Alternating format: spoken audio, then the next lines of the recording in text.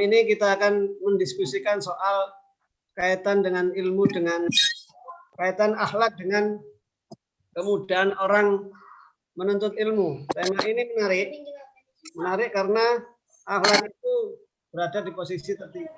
Kalau kita melihat beberapa cerita, banyak cerita-cerita orang yang akhlaknya jatuh atau jelek, ternyata uripnya itu juga jelek. Bukan hanya ilmu, tapi hidup itu menjadi masalah. Bahkan ada cerita seseorang yang matinya sulit, ditakdir oleh Allah matinya sulit, akhirnya harus minta maaf pada orang tuanya karena hanya persoalan dia lebih memilih berbuat baik kepada istrinya atau patuh kepada perintah istrinya daripada memberikan kebaikan kepada ibunya. Akhirnya ya Nabi Muhammad turun tangan untuk menyelesaikan persoalan ini dan akhirnya meninggal dengan keadaan yang sudah diampuni dosanya oleh sang ibu. Itu artinya akhlak itu menjadi penting. Kaitan dengan malam ini kita akan mengaitkan bagaimana ilmu dengan akhlak itu memiliki hubungan yang erat. Akan diasuh langsung oleh Mas Dr. Muhammad Faisal Fatawi. Waktu wa iyyakum falyatafadhal. Assalamualaikum warahmatullahi wabarakatuh. Alhamdulillahilladzi 'allama bil qalam 'allamal insana ma lam ya'lam. Wassalatu wassalamu ala sayyidina Muhammadin khairil anam wa ala alihi wa ashabihi wa man tabi'ahum ila yaumiz ziham, amma ba'd. Bapak Dr. Wasid yang saya hormati selaku moderator pada malam hari ini. Tadi juga ada Bapak Kiai Dr. Mas Karomi yang atau selaku Direktur Madrasah Virtual Al-Kimia yang saya hormati, seluruh peserta webinar baik yang join langsung dengan link Zoom malam ini maupun yang mengikuti melalui Facebook atau YouTube, semuanya yang saya hormati. Berbicara tentang ilmu pengetahuan dan akhlak.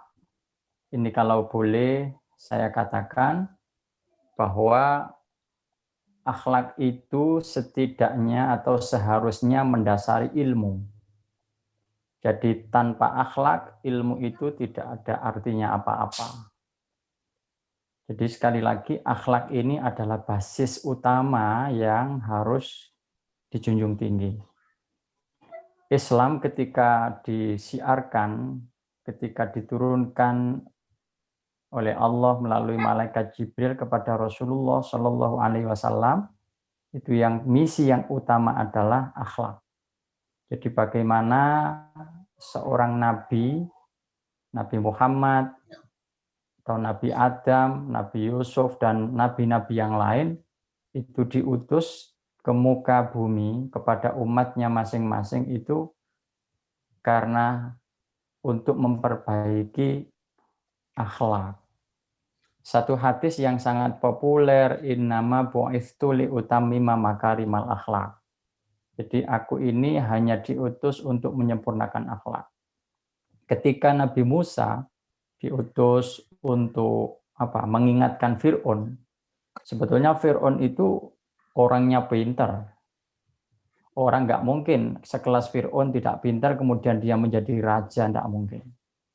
Kemudian karena Fir'aun itu pintar tetapi tidak memiliki basis akhlak yang baik, akhirnya ilmu itu kemudian menjadi bumerang bagi dirinya.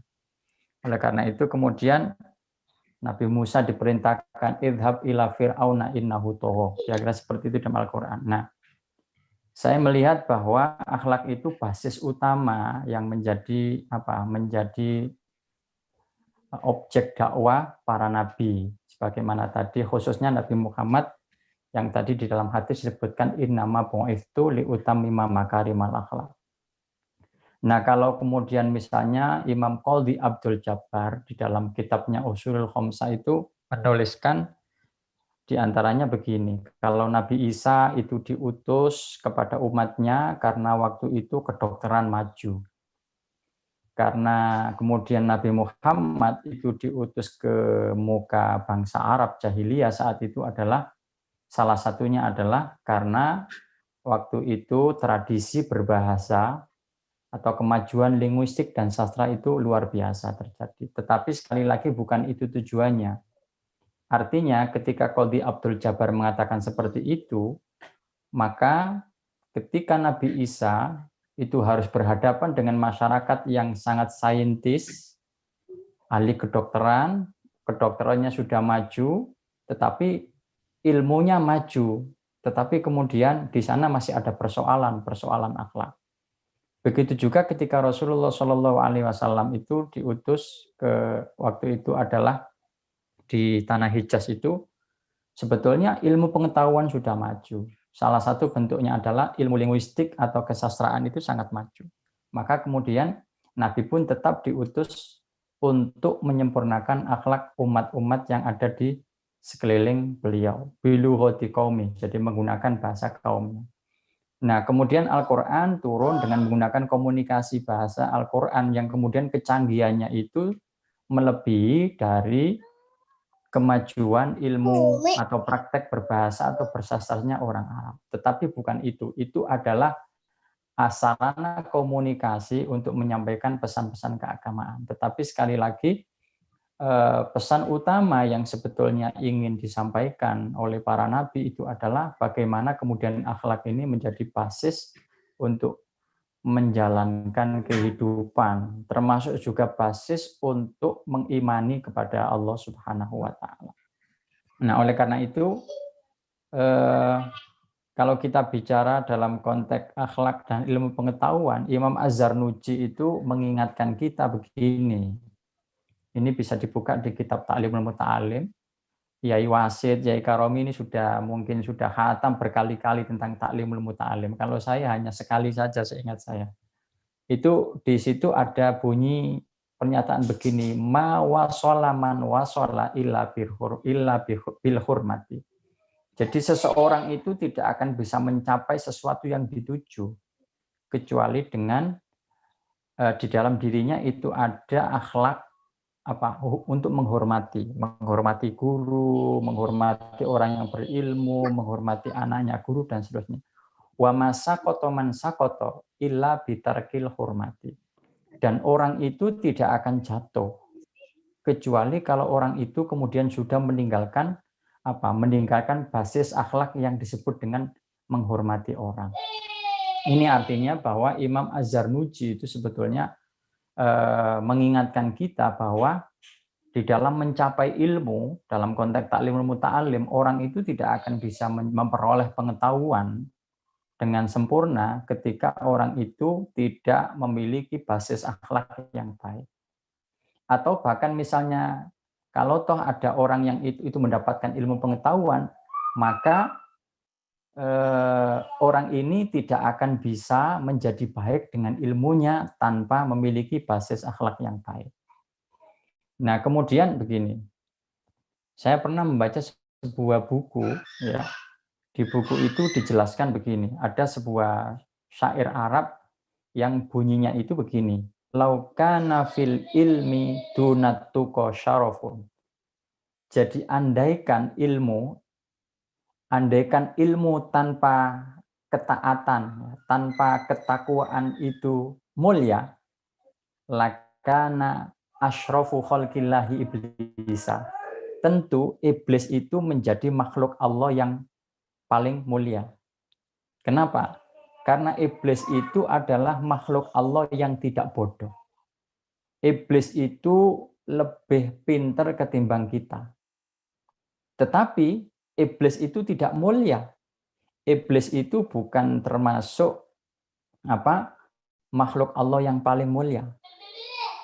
Artinya berarti apa?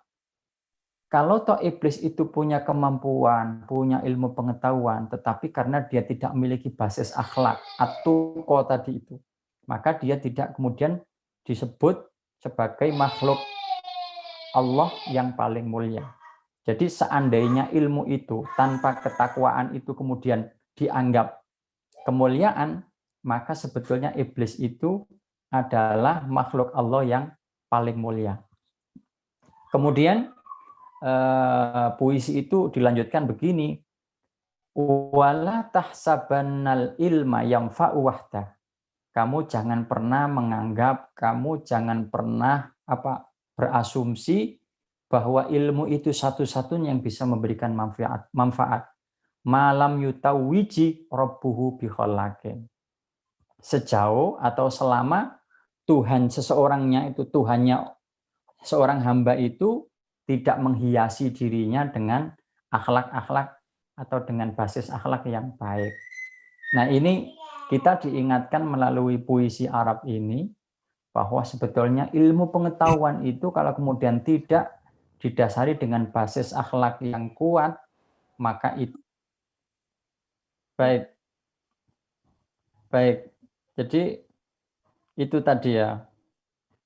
Kalau ilmu itu tanpa ketakwaan. Jadi kalau ilmu itu tanpa ketakwaan itu dianggap sebagai sebuah kemuliaan, tentunya iblis. Iblis itu pintar, tetapi karena dia tidak punya basis akhlak.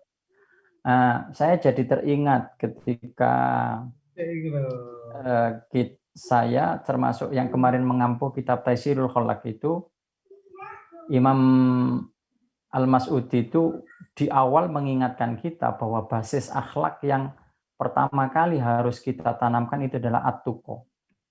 At-tuqa itu sebuah kemampuan untuk bisa bertahan dan bisa menjalankan. Bisa bertahan untuk tidak tergoda dengan hal-hal yang negatif dan bisa mengembangkan perilaku-perilaku yang bersifat positif. Nah, itu oleh karena itu bisa dikatakan begini kemudian, bahwa al-ilmu duna akhlaqin huwa miftahu likullil makhatir. Jadi kalau ilmu itu kemudian tanpa dibarengi akhlak, basis akhlak yang baik, maka ilmu itu hanya menjadi kunci terbukanya berbagai tindakan-tindakan yang membahayakan. Wal akhlaku bidunil ilmi jahlun. Tetapi akhlak saja tanpa kemudian juga dibarengi ilmu pengetahuan akan menjadi bodoh.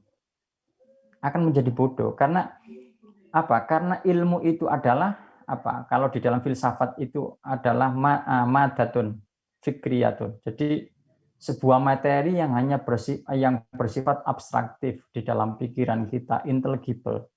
Sementara akhlak itu adalah sebuah hayatun, sebuah basis yang karakter yang ada di dalam diri kita. Oleh karena itu kita juga mungkin masih ingat ya ketika Imam Al-Ghazali mengingatkan kita bahwa ilmu itu bisa menjadi sumber kesombongan. Nah, ini artinya bahwa ilmu saja itu tidak cukup bagi kita untuk bisa menjalankan kehidupan ini. Oleh karena itu, ilmu itu harus dibangun atau didasari dengan landasan basis akhlak yang kuat. Tetapi akhlak saja itu juga tidak cukup, karena akhlak itu tidak ilmu pengetahuan. Akhlak itu masih butuh ilmu operasional yang berupa ilmu pengetahuan. Nah, tetapi sekali lagi saya katakan basis utama ini adalah akhlak. Nah, kalau kita membaca kitabnya Kiai Haji Hasyim Asy'ari ya, itu ada kitab At-Tibyan fi qati'i silaturrahmi wa dawil arham atau apa itu ya. Di situ disebutkan. Jadi Kiai Hasyim Asy'ari itu menyebutkan contoh ya. Contoh bahwa Imam Syafi'i itu suatu ketika itu berziarah ke masjidnya Imam Abu Hanifah. Nah, ketika berada di sana, kemudian Imam Syafi'i ini sholat subuh. Imam Syafi'i ini yang mengikuti madhab qunut, sementara Imam Abu Hanifah tidak madhab qunut. Imam Syafi'i ketika sholat subuh tidak qunut. Ketika ditanya, limadza ya al-Imam Asy-Syafi'i antala taknut. Jawabannya apa? Karena ikhtiraman li Abi Hanifah. Saya ini tidak qunut saat sholat fajar itu, saat sholat subuh itu, karena aku ini menghormati Imam Abu Hanifah yang dia memiliki pendapat, yang beliau memiliki pendapat bahwa kunut itu tidak usah dilakukan. Nah, ini adalah contoh. Contoh bahwa kalau ilmu pengetahuan itu didasari dengan basis akhlak yang baik, maka akan terjadi misalnya sikap saling untuk menghormati. Nah, kalau kita lihat akhir-akhir ini misalnya, mungkin ada pemandangan yang mungkin agak susah kita akal, agak susah kita cerna secara akal. Kita ini sekarang banyak ilmuwan. Netizen kita itu sebetulnya mereka tidak bodoh-bodoh amat. Justru kalau kita amati itu adalah mereka juga memiliki basis pengetahuan yang cukup untuk mengetahui agama. Tetapi anehnya, ya, hasil penelitian akhir-akhir ini sekitar 1 minggu yang lalu menunjukkan bahwa netizen kita ini paling tidak sopan se-Asia Tenggara, bahkan mungkin nomor 3 di dunia. Ini artinya apa? Ini survei yang sebetulnya menunjukkan dan semakin memperkuat bahwa ilmu pengetahuan tanpa basis akhlak yang kuat itu akan semakin memperdaya orang, akan semakin menjerumuskan seseorang ke dalam praktek-praktek yang tidak bisa ditolerir menurut nilai-nilai agama itu sendiri. Terakhir mungkin saya tidak lama-lama, saya juga akan menceritakan. Jadi contoh yang seperti ini, bahwa orang yang berilmu itu harus memiliki basis ilmu, basis akhlak yang kuat, itu juga dicontohkan sekali lagi Imam Syafi'i ini di dalam kitab Tarikh Baghdad, ya, di dalam kitab Tarikh Baghdad atau Tarikh Madinatus Salam itu dituliskan begini, bahwa suatu ketika, ini riwayat dari As-Sumairi mengatakan begini, bahwa Imam Syafi'i itu pernah mengatakan begini, ini la atabarraku bi Abi Hanifah. Aku ini sungguh ngalap berkah kepada Abu Hanifah. Wa aji'u ila qabrihi fi kulli yaumin zairon. Setiap hari aku ini mendatangi makamnya Imam Abu Hanifah. Fa idza aradat li hajatun sholaitu rakaataini. Ketika saya ini punya hajat, aku sholat 2 rakaat. Wajitu ila qabrihi, dan aku mendatangi kuburannya Imam Abu Hanifah. Wa sa'altullaha al-haja, aku meminta atau berdoa kepada Allah mengenai hajat yang sedang aku inginkan. Fama taba'udu anni hatta tuqda. Dan itu saya lakukan sampai hajat itu dikabulkan oleh Allah Subhanahu wa taala. Cerita ini dengan cerita Imam Syafi'i yang tadi sholat subuh itu sebetulnya ada korelasi. Korelasinya apa? Bahwa Imam Syafi'i itu adalah ulama madhab, yang ilmunya itu mungkin dibanding kita sangat di atas kita. Bahkan kita mungkin tidak ada setitik dari ilmu yang dimiliki para ulama a'immatul madzhab itu. Tetapi sikap Imam Syafi'i yang meskipun ilmunya itu sudah luar biasa, derajatnya sudah mujtahid, dia tidak kemudian lantas menegasikan atau menafikan Imam Abu Hanifah. Coba kalau sekarang ini kira-kira, kalau kita punya murid, terus muridnya itu juga kira-kira sudah mencapai derajat makom sebagaimana gurunya, kayak apa? Melawan mungkin ya, atau mungkin berseberangan, tapi cara berseberangannya itu tidak kemudian dibangun dengan basis akhlak yang baik, sehingga terjadi at-takhosum, permusuhan, sehingga terjadi perdebatan yang semestinya itu tidak terjadi. Jadi sekali lagi, kalau kita bicara tentang hubungan antara ilmu dan akhlak, hubungannya sebetulnya sangat luar biasa, sangat dekat sekali, tetapi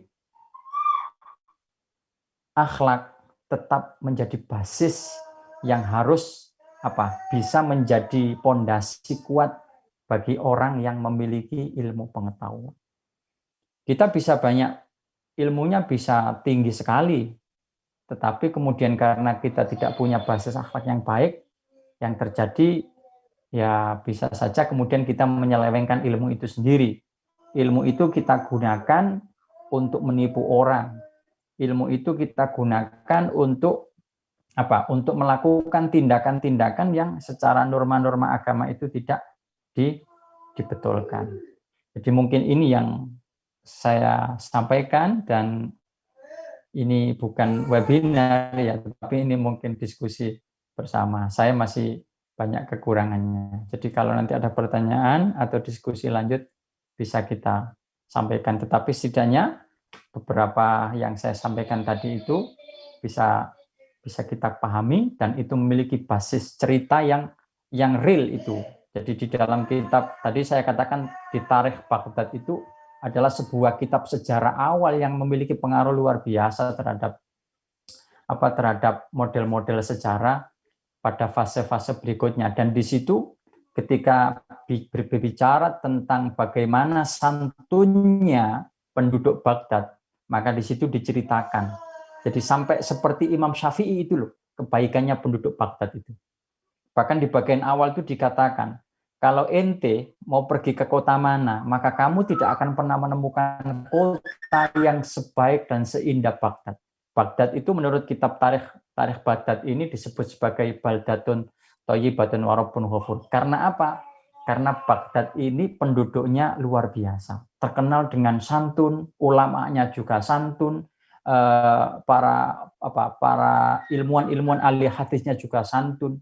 Sampai-sampai digambarkan tadi itu, diilustrasikan Imam Syafi'i saja itu, yang ilmunya sudah sekolong langit, kira-kira seperti itu juga memiliki akhlak yang luar biasa. Tetapi kesantunan penduduk Baghdad itu tidak mungkin akan bisa dicapai kalau kemudian tidak ada basis akhlak yang kuat. Jadi kita harus bisa belajar dari pengalaman-pengalaman masa lalu. Dan sekali lagi saya katakan bahwa akhlak itu adalah basis segala-galanya, termasuk juga bagi ilmu pengetahuan.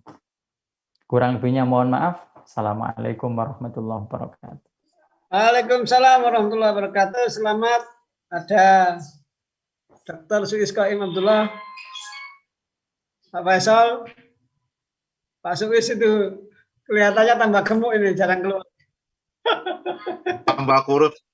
Kiai Faisal yang tambah putih kayaknya. Gimana kabarnya Yai Suis? Baik, alhamdulillah. Tapi begini, Pak Wasid. Enggak, cair apa, santai. Iya. Jangan tersinggung ya Kiai Faisal ya. Dulu itu ya. Pak Amin itu kan dulu. Pak Amin itu kan saya dikatakan bodoh. Nah, saya masih belum jadi muridnya itu, saya sudah dikatakan bodoh. Makanya saya lawan ngawur-ngawur, saya minta maaf.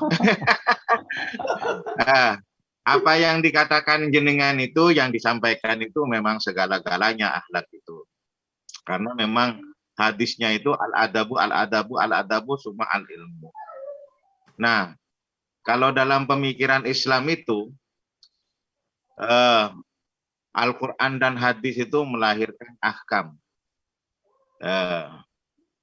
Hukum itu dikerjakan, harus dikerjakan karena hukum Islam. Tapi kalau hukum Indonesia itu kan untuk dilanggar. Nah, karena hukum itu harus dikerjakan, maka salah satu alternatif adalah pendidikan. Nah, pendidikan itu mengajari anak-anak itu melakukan hukum itu. Karena hukum itu dikerjakan terus-menerus, melahirkan al-adat, katanya. Al-adatu muhakkamah. Kemudian adat itu dikembangkan. Karena dikembangkan terus-menerus, melahirkan al-akhlak. Nah, itu kata pemikiran Islam, visinya Rasulullah itu. Jadi pendidikan itu misinya. Tapi akhlak itu, orang itu kan nggak berhenti. Akhlak itu dikembangkan. Akhlak itu apa? Halun nafsi al-majdubatul lil amali bila tadabburin wala tafakkurin. Keadaan jiwa manusia yang condong melakukan sesuatu tanpa dipikir dan tanpa direkayasa. Kenapa kok tanpa dipikir dan tanpa direkayasa? Karena dikerjakan sejak kecil. Lalu akhlak itu dikembangkan, melahirkan hadharah katanya. Hadharah itu apa? Kalau di dalam Islam itu adalah tindak tanduk manusia sehari-hari, perbuatan manusia sehari-hari yang tak mengandung eksis-eksis negatif yang yuridis statis. Tapi kalau sudah jadi hadharah katanya pemikir harus ada tunggakannya, markapnya. Apa markapnya itu? Masoni. Jadi topinya Kiai Faisal itu ada pabriknya. Terus bajunya Kiai Basit itu ada, Kiai Wasit ada pabriknya. Lalu dikembangkan kepada seluruh dunia. Kalau dulu itu Indonesia dijajah. Nah, ini sudah modern, dikembangkan kepada seluruh dunia. Melahirkan al-madain, melahirkan budaya bangsa. Jadi kita itu sebetulnya apa saja itu dari ilmu hukum itu, kalau akhlak itu dari ilmu hukum, kemudian akidahnya juga masuk, tasawufnya juga masuk. Tapi kalau tasawuf itu sudah akhlak di dalam hati. Makanya kata pemikir, syariatnya itu, ahkamnya ini adalah kepercayaan dan merupakan kebenaran emosional. Sedangkan akidah ontologi itu katanya adalah sebuah keyakinan dan itu merupakan kebenaran absolut. Dan ini tidak usah membutuhkan orang yang hebat yang menyampaikan. 1 tambah 1 sama dengan 2, anak kecil aja yang menyampaikan kita mesti percaya walaupun kita dokter kan gitu. Karena itu kebenaran absolut. Nah, tasawuf itu akhlaknya hati sudah. Tadi akhlaknya akal. Nah, tasawuf itu menurut para pemikir itu kebenaran subjektif. Makanya caranya sampai kepada Allah itu Al-Bustami, Al-Junid, Al-Ghazali, Ibnu Arabi, Muhasibi, wa ma asbaha dzalika, beda-beda jalannya itu. Karena itulah makanya kita sepakat itu apa yang disampaikan Kiai Faisal ini, bahwa ujung dari ujung semuanya kehidupan itu adalah akhlak. Itu aja. Saya terima kasih atas informasinya itu. Terima kasih Abah Suis, pendukung materi ya, menguatkan materi yang disampaikan oleh Pak Faisal, diskusi dengan soal bagaimana akhlak kita harus mendasari semua pengetahuan kita. Siapapun kita dan gelar apapun yang kita capai hari ini, yakinlah bahwa akhlak itu harus mendasari perilaku kita. Karena tanpa akhlak, ilmu yang kita capai tidak akan memberikan kemanfaatan bagi kita sendiri, lebih-lebih bagi orang lain. Mungkin ada masukan dari Mas Karomi, Dr. Ahmad Karomi, Direktur Kimia. Atau dari Mas Danis. Hatur suwun. Yang telah disampaikan sama Abah Suis, terus Faisal tadi sangat menarik. Kalau saya pikir mungkin perlu ada packaging untuk menjawab tantangan zaman ya, khususnya untuk generasi milenial. Sehingga perlu ada terobosan atau mungkin ya di packaging tadi, akhlak ini menjadi akhlak milenial atau mungkin etika netizen atau gimana lah dijadikan seperti apa. Karena saya melihat ya dari banyak ruang di FB, WA dan lain sebagainya, ini semua liar. Terus terang kalau saya melihat seperti itu, karena mereka itu berpikir bebas tanpa nilai, padahal sebenarnya itu semua ada etikanya gitu. Semua itu harus ada unggah-ungguhe istilahnya, nonton. Sekarang kalau kita melihat di medsos itu semua seperti menjadi pakar, mendadak pakar, terus meso sakarepe dan lain sebagainya. Ini apa karena memang kita belum ada yang mempromosikan atau menginisiasi berakhlak di era medsos atau gimana? Mungkin perlu kira-kira mungkin nggak Yai Wasid kita menggagas seperti itu. Entah siapa nanti yang memulai atau dari Yai Faisal atau gimana. Saya pikir ini akan bisa menjadi pijakan awal untuk menyongsong masa depan sehingga cucu-cucu kita itu ada blueprint, ada semacam rujukan bahwa oh iya ternyata ada aturannya ya, nggak sakarpe dewe. Mungkin itu saja yang saya yang saya imbuhkan. Punten deh. Terima kasih. Mungkin ada masukan lagi Pak Faisal? Tawaran Pak Ya. Karomi ini harus dikawal bersama. Sebenarnya Mas Faisal itu sudah mengawali Mas Karomi dengan melempar beberapa syair-syair yang menurut saya akhlak semua itu. Tidak ada ajakan untuk provokasi, turunkan Jokowi dan lain sebagainya. Hanya itu akhlak semua itu. Ya lewat SB harus gerakan bersama, tidak hanya Mas Faisal ya. Saya nambahi. Enggak. Jadi tadi yang disampaikan ya Karomi bagus, itu perlu memang untuk apa? Untuk mengaktualisasikan kembali nilai-nilai atau basis-basis akhlak itu, termasuk juga tadi yang disampaikan oleh Pak Kiai Dr. Suis tadi ya. Saya mau flashback ya. Kalau kita membaca misalnya buku-buku sejarah seperti Duhal Islam, Fajrul Islam, karangan Ahmad Amin, atau misalnya Al-Mawsu'ah, atau Mawsu'atul Hadara Al-Islamiyah, karangannya Shalabi, Dr. Shalabi itu ada satu fenomena yang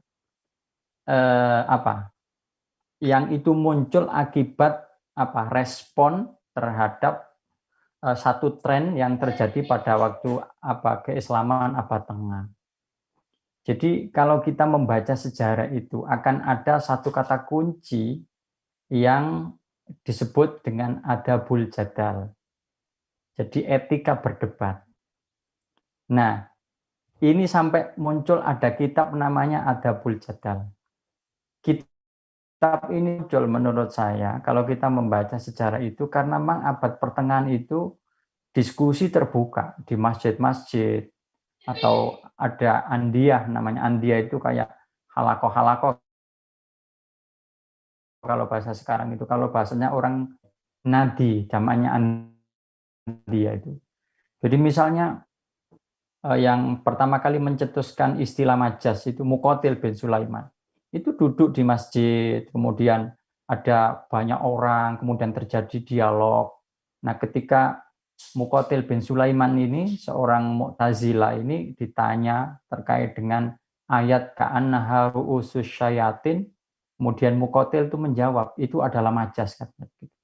Orang kemudian bertanya-tanya, kok ada ayat itu ka'annaha ru'usus syayatin, setan itu enggak kelihatan tetapi ditasbihkan dengan sesuatu yang nyata, realitas kehidupan. Ini kan malah aneh, mestinya kan yang nyata itu malah semakin dinyatakan, tetapi ini enggak. Al-Quran menggunakan gaya yang nyata itu diserupakan, ditasbihkan dengan kepala-kepala setan. Sementara kita ini enggak pernah melihat setan, kecuali kita sendiri yang menjadi setan, gitu, seperti itu ya. Nah, ini jadi diskusi yang kayak begini ini kemudian semakin terjadi, dan ini terjadi pada fase-fase Bani Abbasiyah ya, khulafa Bani Abbasiyah. Nah, ketika ini terjadi semakin masif, yang terjadi orang itu mustami itu langsung bertanya sehingga terjadi debat. Nah, ilustrasi yang menurut saya baik dan ini bisa kita baca itu adalah kitab Al-Imta' wal Mu'anasah, ditulis oleh siapa, Abu Hayyan At-Tauhidi. Jadi Abu Hayyan At-Tauhidi itu menggambarkan ada kelompok si A duduk melakukan diskusi, melakukan debat, kelompok si B duduk melakukan ini, kemudian kelompok si A sama si B ini duduk bareng melakukan debat.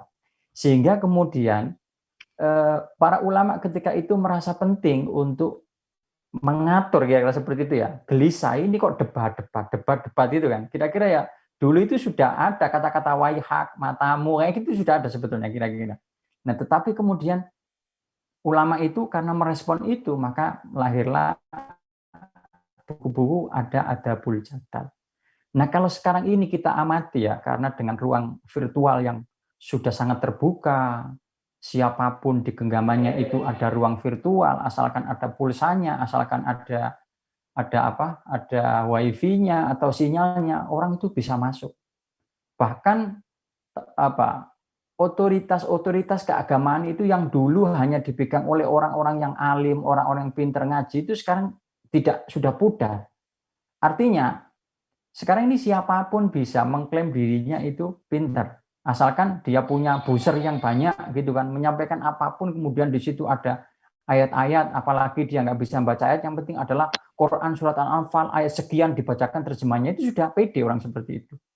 Nah, sehingga kemudian ruang terbuka ini yang kita tidak bisa tatap muka, tetapi kemudian kita ini bisa berselancar kemana-mana, itu semakin membuka peluang kita untuk mencaci maki, untuk menyerang, dan macam-macam. Oleh karena itu, untuk merespon itu yang mungkin penting untuk misalnya ada bulkhiwar netizen misalnya. Itu sangat penting kita untuk melakukan itu dengan cara apa? Tentunya basis-basis akhlak yang nilainya itu tetap relevan, tetapi kemudian konteksnya dikontekkan untuk sekarang, dibahasakan dengan sekarang, itu juga menjadi penting. Sehingga apa? Sehingga ketika konteks itu berubah, maka kemudian basis normatif ini tetap menjadi aktual, menjadi kontekstual. Seringkali yang terjadi adalah konteks sudah berubah, tetapi kemudian basis-basis normatif ini tidak pernah kita reformulasi kembali, sehingga terjadi apa? Yang terjadi seolah-olah norma-norma itu tidak relevan dengan konteks kekinian. Nah, inilah yang kira-kira ini menurut kaum filosof seperti siapa itu, Thomas Kuhn itu, ini yang disebut dengan butuh shifting paradigm, sebuah pergeseran paradigma yang lama itu kemudian dihadirkan untuk konteks sekarang, dibahasakan dengan bahasa kekinian sehingga semakin menjadi kontekstual, aktual, dan bisa diterima. Kira-kira seperti itu. Kalau kita hanya menggunakan basis nilai yang lama itu, maka yang terjadi akhirnya kemudian seperti barang itu ibaratnya barang-barang kuno, hanya menjadi barang antik. Pak Wasid itu kalau melihat perempuan yang pakai kebaya tahun era 70-an itu kira-kira juga nggak akan tertarik itu. Tetapi kalau pakai yang kekinian, pakai celana pensil, kemudian dipadukan dengan jilbab. Pak Sukis gimana, Pak Sukis ini? Hari ini kira-kira itu akan menjadi. Kira-kira sama lah dengan Kiai Faisal ya. Menjadi tambah hot gitu ya, semakin tertarik. Itu aja lah yang saya sampaikan. Nah, terima kasih. Coba Yai Wasid. Monggo. Saya melihat permohonannya Karomi tadi itu. Ya, Pak Karomi. Nah, gini, kalau saya melihat faktanya, apa yang disampaikan Yai Faisal itu sudah benar, dasarnya itu. Cuma faktanya begini, ketika Bu Siti Nuria, istrinya Gus Dur itu, jilbab tidak wajib katanya. Nah, lalu Filik memurtad-murtadkan, mendurhaka-durhakakan Bu Sinta Nuria, kan gitu. Dan menghancurkan, menjelepkan Gus Dur. Sebabnya, sebetulnya Filik itu salah. Kan kita punya jargon, nahnu nahkumu bidzawahir. Mestinya ditanya. Nah, itu berarti apa yang dikatakan Filik dan dikatakan orang-orang sok pintar di dalam YouTube itu ngawur semua itu. Apalagi gini, Ustadz Zahro saja, Profesor Dr. Zahro, MA, Kiai Haji, Imam Masjid Akbar, dia keluar di YouTube itu ngenyek-ngenyek Said Agil Sirot, seluruhnya. Sebetulnya ngenyek-ngenyek menteri agama, sebetulnya kan satu. Al-hukmu itu yang pegangan kita, yaduru ma'ilatihi wujudan wa adaman min haitsu zamanihi wa makanihi, atau bi'tibaril makan wa bi'tibariz zaman. Jadi mestinya umpama Yai Faisal ini, supaya nggak ngerasa orang aja, cuma Yai Faisal berpendapat. Nah, pendapatnya Yai Faisal kan ada argumentasinya. Lalu saya tidak sependapat dengan Yai Faisal, tapi argumentasinya Yai Faisal pendapatnya seperti itu benar. Tapi saya melihat dari aspek lain. Lalu argumentasinya ini enggak menghancurkan argumentasinya Yai Faisal, menghancurkan argumentasinya Yai Wasid dan Karomi, macam-macam, seluruhnya dihancurkan. Seakan-akan dirinya yang paling benar. Nah, untuk kepada YouTube itu mestinya yaitu al-hukmu yaduru ma'ilatihi wujudan wa adaman, itu harus ada argumentasinya. Dan kalau saya berpendapat di YouTube harus diulang-ulang ilahnya ini, nah gitu, supaya paham. Jangan saya di sini banyak orang klarifikasi. Kalau belum lulus SMA mesti saya tolak. Jangan. Nanti kamu ngomongnya ngawur-ngawur. Ini sudah lulus SMA ya? Iya, apalagi sarjana. Baru saya sampaikan itu. Aduh, kalau nggak lulus SMA tambah rusak di musola saya ini. Kan ini musola di depan saya ya, Pak. Mantap, Bapak, mantap. Nah, iya, gitu aja. Terima kasih. Saya berpesan, saya tambahkan. Enggak pengajian YouTube, Bapak. Tapi babnya akhlak. Supaya tidak diisi oleh velik-velik. Itu kan akhlak. Al-hukmu ya'udhu ma'ilatihi wujudan wa adaman, itu akhlaknya mengutamakan organ dan tidak menyalahkan yukhati'u al-ghair. Gitu loh. Iya, tetap akhlak. Jadi, walaupun saya telat mendengarkan, tapi omongan saya itu arahnya kepada akhlak sesama ulamanya gitu loh. Ya. Yai Suis, Yai Karomi, Yai Wasid. Ulama itu menurut saya juga harus membaca kitab Akhlakul Ulama. Jadi tidak hanya murid ya menurut saya. Kalau kita ini sampaikan adabul alim muta'alim ya, atau ta'limul muta'alim. Jadi Imam Al-Ajuri ya, yang lahir sekitar tahun 380-an Hijriah itu menulis kitab namanya Akhlakul Ulama. Jadi menurut saya buku itu bagus lah, atau versi bagaimana akhlak itu harus tidak hanya orang yang belajar, tetapi juga orang yang alim tadi itu juga, ulama itu juga harus baca itu. Jadi kita ini semua kalau misalnya masuk dalam kategori dosen ulama kira-kira seperti itu ya. Ya kita ini harus membaca kitab seperti itulah. Jadi akhlak itu tetap menjadi basis.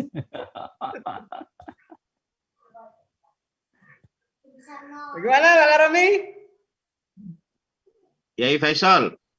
Monggo. Kalau dosen itu bukan ulama. Dosen itu, bedanya dosen dengan guru itu kan, kalau guru itu dikasih buku, baca. Seminggu ketemu. Saya tanya, bagaimana bukunya? Oh bagus Pak, bagus. Enak, pendidikan ini. Ini walaupun doktor, nggak boleh jadi dosen. Dosen itu apa? Dosen itu saya berikan kepada Yai Wasid. Gimana bukunya Yai Wasid? Wah ini bagus ini, tapi kelemahannya ini. Ini dosen. Aina al-ijabiyat wa aina as-salbiyat. Kalau perlu dosen itu menjawab dari 3 aspek. Aspek epistemologi, aspek ontologi, dan aspek aksiologi. Segala sesuatu kita bisa lihat dari 3 aspek itu. Kalau dosen itu bergaya ulama, nggak bisa. Ngajar mahasiswa itu nggak bisa. Jadi anak-anak kita nggak bisa pintar. Ya, ada pendatang baru apa? Iya, monggo. Kayak Hifdol, monggo Kayak Hifdol. Terima kasih dikasih waktu untuk berpendapat tentang apakah ulama itu. Kalau dalam Al-Quran, al-ulama'u warasatul anbiya.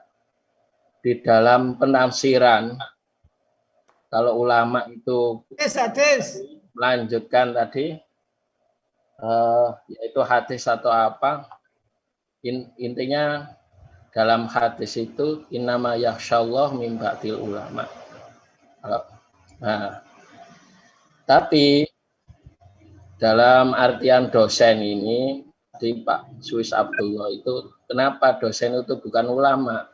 Kalau Anda sebagai dosen tidak dikatakan ulama, terus apa sebutannya? Ya, kalau sebutannya ya dosen, pengajar. Nah, ulama itu kan ngaji, bukan ngajar mahasiswa. Gitu loh. ya, jadi dosen itu, sebentar. Ya. Itu Al-Quran, bukan hadis itu yang sampaikan ya. itu. Ya, maksudnya kan nama ulama itu menurut Anda itu siapa? Seperti Al-Quran itu. Seperti Tapi dosen Al-Quran itu yang bagaimana? yang sampean baca tadi itu. Oh, lah ya. Yang yakhsyallah. Apakah dosen itu apa tidak takut dengan Allah gitu loh maksudnya. Semua kan takut dengan Allah. Seperti ya enggak, dosen masa takut kepada Allah. Dosen itu menyatu dengan Allah. Allah itu enggak perlu ditakuti. Allah itu Rahman Rahim. Enggak usah berdebat itulah. Kalau berdebat itu nggak selesai nih. Jangan berdebat itu. Saya hanya ngomong. Jadi akhlaknya dosen itu kalau ngajar itu paling tidak memberi dua aspek itu, aina salbiyat wa aina alijabiyat. Kan gitu. Kalau guru kan dikuku dan ditiru. Tapi dosen itu kalau keluar, kalau ceramah bisa seperti ulama. Kalau ngajar, dosen itu kan ngajar. Kan bukan ulama. Ulama yang ulama. Jadi dosen itu kalau keluar bisa dia itu berpidato seperti ulama. Itu aja. Kalau ulama diartikan intelektual gimana Pak? Apa? Ulama diartikan intelektual. Ya iyalah, gak bisa wali kalau diartikan intelektual itu. Ini nggak ada marojeknya karena Dr. Wasid, karena ya saya juga kalau Basul Masail ulama itu siapa, apakah dosen itu termasuk ulama atau guru itu termasuk ulama, kita kan juga butuh dalil yang bagaimana seperti itu. Kembali ke Mas Faisal lagi sebelum tutup, closing statement, monggo. Apa yang perlu di closing? Kembali lagi kepada laptop awal. Jadi akhlak itu basis, karena basis maka siapapun dia harus punya basis kuat, basis akhlaknya kuat. Alul hadis tadi sudah saya sebutkan kan. Jadi dalam kitab Tarikh Baghdad itu dikenal sebagai Madinatul Salam. Yang itu salah satu indikatornya adalah ilmuwan hadisnya juga baik, akhlaknya baik. Tadi juga saya contohkan Imam Syafi'i juga melakukan ini la atabarraku bi Abi Hanifah dan seterusnya itu. Itu artinya bahwa ulama pun, ilmuwan pun, atau murid pun, atau siapapun itu jika dinisbatkan dengan akhlak, itu akhlak menjadi pondasi dasar. Nah, terkait kemudian apakah ada misalnya ulama yang mengajarkan kritis misalnya, atau murid yang kritis kepada gurunya sehingga terjadi perdebatan, itu ada. Tetapi tidak sampai kemudian keluar kata-kata kamu sesat, kamu kafir, tidak. Jadi perbedaan itu tetap terjadi, tetapi perbedaan itu dibangun dengan argumentasi masing-masing. Misalnya begini, Qadhi Abdul Jabbar atau yang disebut dengan tokoh Mu'tazilah itu sebetulnya adalah memiliki murid Abul Hasan Al-Asy'ari. Tetapi dalam argumentasi tertentu kemudian Abul Hasan Al-Asy'ari ini tidak sepakat. Akhirnya kemudian terjadi yang namanya dialog. Makanya tadi saya kata debat ya. Tapi debat untuk konteks itu ada dalam kategori adabul jadal. Jadi debat itu harus dibangun di atas basis akhlak sehingga melahirkan adabul jadal. Maka Abul Hasan Al-Asy'ari kemudian pada akhirnya dia berseberangan dengan Abdul Jabbar. Tetapi tidak kemudian sampai kayak sekarang ini netizen itu antara si A, si B, kemudian seperti yang dikatakan oleh Kiai Suis tadi itu sampai mengkafir-kafirkan, itu tidak seperti itu. Bahkan di dalam konteks mencari ilmu ya, Imam Az-Zarnuji itu mengatakan seperti ini, ala taro annal insana la yakfuru bil maksiati. Jadi tidakkah kamu melihat bahwa atau sesungguhnya manusia itu tidak bisa kafir karena maksiat. Wa innama yakfuru bistighfafiha wa tarkil hurmat. Tetapi manusia itu justru bisa kafir itu karena apa? Karena dia telah menganggap enteng kemaksiatan itu dan kemudian dia meninggalkan rasa hormat kepada siapapun. Jadi di sini ada apa? Perilaku mengentengkan. Ini kan akhlak. Kemudian tidak hormat. Ini juga akhlak. Jadi pada dasarnya kalau kita ambil secara lebih vulgar itu kira-kira kalau orang itu melakukan sesuatu yang dilarang atau bertabrakan dengan agama, tetapi dia masih dalam koridor iman atau katakan maksiat, maka itu tidak bisa menjadikan orang itu kafir. Tetapi justru ketika kemudian landasan moral ini itu diabaikan, maka orang ini justru akan menjadi atau jatuh pada kubangan kekafiran. Menurut saya, ilmu pengetahuan, katanya Imam Nawawi di dalam kitab Nasihatul Ibad itu adalah ilmu itu setidaknya adalah menjadi bukti untuk menguatkan keimanan. Jadi semaju apapun ilmu pengetahuan itu atau sebanyak apapun ilmu yang kita miliki, maka sebetulnya itu adalah untuk membuktikan keimanan. Jadi ilmu dan keimanan itu konteksnya tidak bisa ini ya. Kalau dalam konteks orang yang beriman itu tidak bisa dipertentangkan. Oleh karena itu ilmu di dalam iman kita. Jadi iman dalam terang keilmuan, kira-kira seperti itu. Mungkin itu aja Pak Wasid. Sehingga perbincangan tadi itu antara keimanan, akhlak itu bisa disinergikan sehingga menjadi kekuatan dan bisa ditriangulasikan dengan ilmu pengetahuan. Sehingga peradaban seperti tadi dikatakan Yesuis akan muncul masonik, muncul kopiahnya yang saya pakai ini, muncul bajunya yang dipakai Pak Wasid, muncul rokoknya yang diisap oleh Pak Yai Karomi, dan seterusnya dan seterusnya. Tetapi ya sekali lagi itu memang tidak mudah untuk menyatukan itu. Kita masing-masing kita butuh komitmen untuk itu, apalagi untuk konteks sekarang kita butuh usaha keras. Bagaimana kemudian akhlak ini bisa kita hadirkan, kita aktualisasikan kembali dalam konteks netizen yang tadi saya katakan hasil surveinya itu paling tidak sopan di Asia. Terima kasih. Assalamualaikum warahmatullahi wabarakatuh. Kata-kata terakhir itu menarik. Jadi kita ini di Indonesia hasil survei menunjukkan bahwa yang paling perilakunya paling buruk ya. Dengan begitu kita orang-orang yang terdidik, semua alumni pesantren tidak boleh hanya ngaji di rumah, harus online ya. Online. Menurut saya online juga harus ngaji. Biar kita memberikan warna kepada orang lain, biar kita menggeser mereka-mereka yang sukanya mengedepankan keilmuan tanpa didasari akhlak yang matang. Atau karena merasa berilmu tapi gak sepira karena mengandalkan kemampuan berbicara. Mungkin itu saja webinar singkat malam ini. Semoga kita semua diparingi sehat, Abah Sui sehat. Amin, amin. Sehat kabeh apa, Mbak? Amin, amin, amin. Alhamdulillah Pak Ifdol, Pak Karomi sehat semua dan tim Kurnia. Dari kami mohon maaf. Assalamualaikum warahmatullahi wabarakatuh. Waalaikumsalam warahmatullahi wabarakatuh. Waalaikumsalam warahmatullahi wabarakatuh.